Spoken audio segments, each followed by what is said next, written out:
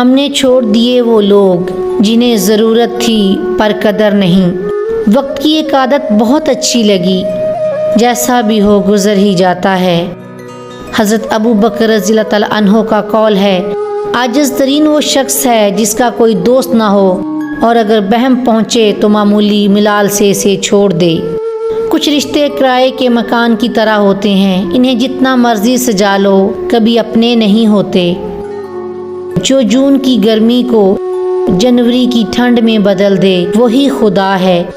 کسی کا دل نہ دکھاؤ، اس نے صبر کر کے اللہ پہ چھوڑ دیا تو تمہارے لیے مسئلہ بن جائے گا۔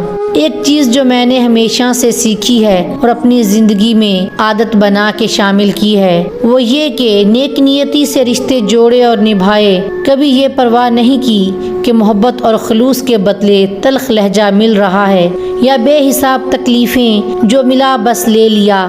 اذیت دینے والا اپنی عادت سے مجبور بھی ہو تو بھی یک طرفہ دکھ دے دے کر ایک روز تھک ہی جائے گا۔ جن لوگوں پہ محبت اثر نہیں کرتی وہ اپنے اندر پلنے والے حسد اور نفرت سے ہی ٹوٹ پھوٹ جاتے ہیں۔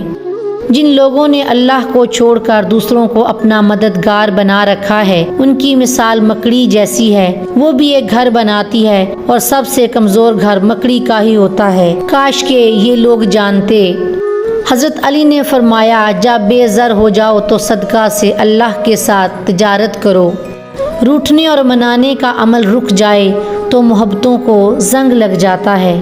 ایک تلخ حقیقت، لال بیگ اور چھپکلی سے ڈرنے والی لڑکیاں اجنبی مرد سے اکیلے میں ملنے سے کیوں نہیں ڈرتی؟ مت نکالو جنازے اپنے والدین اور اپنی عزتوں کے۔